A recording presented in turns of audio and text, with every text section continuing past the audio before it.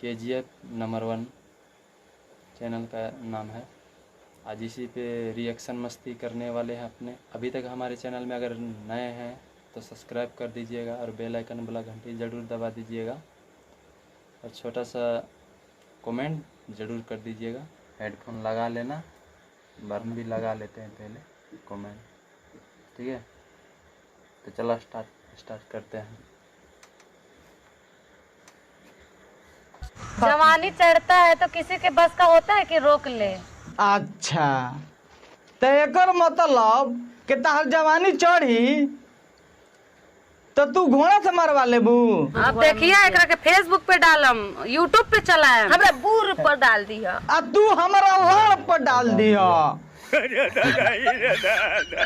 Inquiry बहन का बुरी में गरम मसाला पेलो कह दिया कि हमारा अब तो हम लोग समझ सकत रहो। तो का हाल बा भाई लोग, आज हम फिर से कैप कॉमेडी के ऊपर रोस्ट करे वाला बानी। तो भाई लोग यही से कहतनी कि ई वीडियो के नू जरी से अंत तक ले देखिए लो, कहीं से कि आज नू कुछ ज्यादा ही मजा आवे वाला बा। तो भाई लोग वीडियो स्टार्ट करे से पहले तो हम लोग को छोटा मोटा बात कह दी कि हमारे को दोस्त बड़न, मतलब हमारे तो ऐसे बहुत दोस्त बनन लो, लेकिन ये कुछ अलग बड़न। इनकर एगो यूट्यूब चैनल बावे जोना पर नू गरम गरम भौजी के गरम गरम वीडियो डालेलन। तो हमारे पता बा भाई लोग तो हम लोग को अभी इतना में से बहुत जना नहीं देख लो, तो उनकर वीडियो तो हम लोग देखल चाहते रहो गरमा गरम। तो यह वीडियो के नीचे डिस्क्रिप्शन में नू फर्स्ट लिंक मिल जी, तो जाकर भाई के वीडियो देख लो और भाई के चैनल सब्सक्राइब कर लो और लड़वा लहसुन जौन करे बताओ कह दी हलो। लेकिन एक बार डिस्क्रिप्शन खोल के, मतलब वो है डिस्क्रिप्शन खोल के जरूर देखिए लो। तो भाई लोग अब ज्यादा बकचोदी ना करम, कुछ ज्यादा बकचोदी पेल देले बनी। तो भाई लोग बिना कौन लड़वा लहसुन के नू हाई तीनों गड़ी के पटक के पेलन जाए। तुम दबवाती होगी तभी तो दाबता होगा सब। मैडम जी नहीं दबवाते तो लोग जबरदस्ती दाब दाब के बड़ा कर दिया है। अच्छा, तो तहरा कहे का मतलब बावे कि तू दबुआवे लू ना, उ जबरदस्ती धक्का दाब दिलस ना।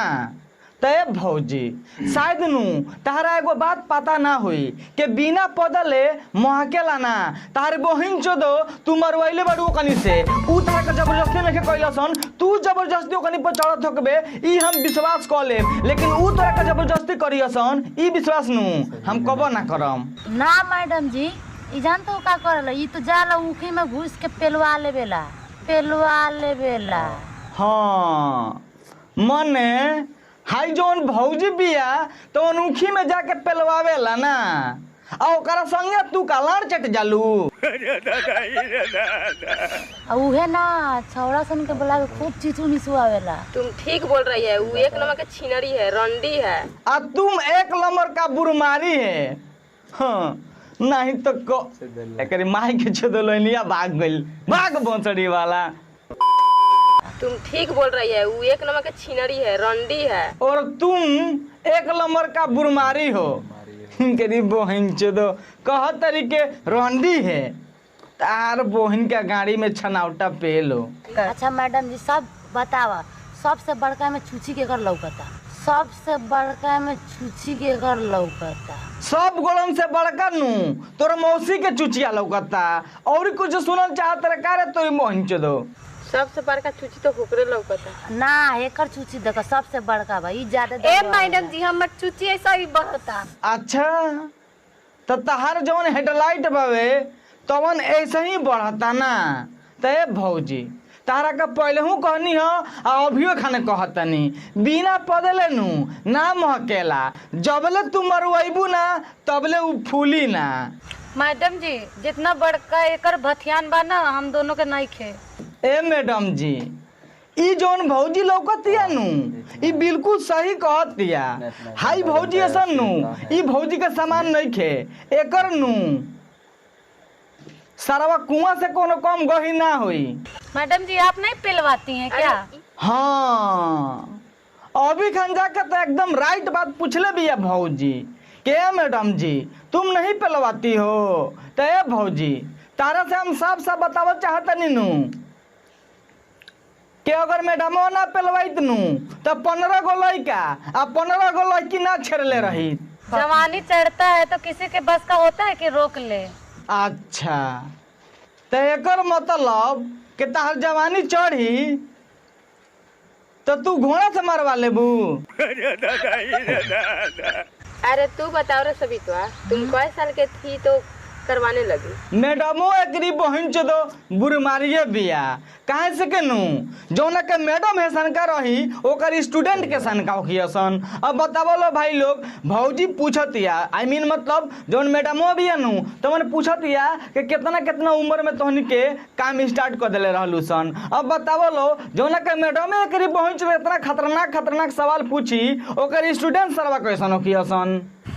देख लै 10 चेयर मुनु तब मुंह में लन ढुका दे हम। अच्छा बुढ़वा के तो एकर मतलब के तहरा लगे लंड बावे ना, तबे नु कहतरू के बेसी हंसबू तो मुँह में लंड घुसा दे हम। 1 मिनट भाई लोग, अगर भौजी के लगे लंड रही तो हमनी के लगे तो कुछ और ही रहे के चाही नु, लेकिन हम अपन सामान देखनी हो तो सारा टावर इतना खड़ा रहला आई मीन मतलब टावर जैसन खड़ा रहला। अब भौजी कहती है कि बेसी हंसबू तो मुंह में लंड घुसा देम। अरे भौजी कोनो तोरा में मत घुसा दे, वैसे भी सारा ठंडा का मौसम चल रहा बाबे, अगर कोनो घुसा के मुँह दीनू तो वही में बर्फ जम जाई। और सामानवा मुंहवा से चूसी ले तो देखत नहीं कितना ओठवा हमर लाल बा। यही लगले नु आई के हमरो चूस ला ओठवा के संगे संगे नु गड़ियो लाल हो जाई, ठलका जाए। आई हो दादा, मैडम जी सर जी, बाप रे बाप, चल चल ढूका लगा सुना जाए का कहे ले लोगन के वीडियो ना बनाए ना भाई लोग तहनियो लोग के बतावो लो हे तरी कौन सरवा धोखा लग के देखेला रे कि आदमी का बतियावता का ना, मतलब तनी मनी हाई मास्टरवा मास्टरनिया मुंह पीछे घुमा दियो सनु तो फट से देख लियो सन कि पीछेवा दुगो लड़की खड़ा बाड़ी सन। आई एकरी बहन चोदो ओकनी के गणिया के जरिया के पीछेवा लुका तारी सन। सरवा कौन आन्हर रहिनु तो टोटा के जान जाई कि पीछेवा दुगो लड़की खड़ा बाड़ी सन। आई धोखा लग के सुना तारी लो। कभी हमरा मन ना लागेला का करी हम, लेकिन एगो बात है मैडम जी, हां देखत रहो भाई लोग, हाई दोनों भौजी के तरी लुका के पिछवा से वीडियो कैमरा करत तारी सन।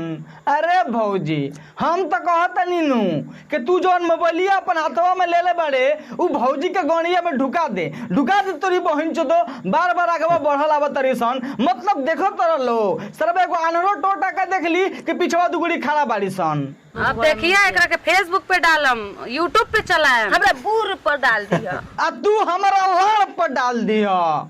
इनकरी बहन का बूरी में गरम मसाला पेलो कहतिया कि हमारा अब तो हम लोग समझ सकत रहो।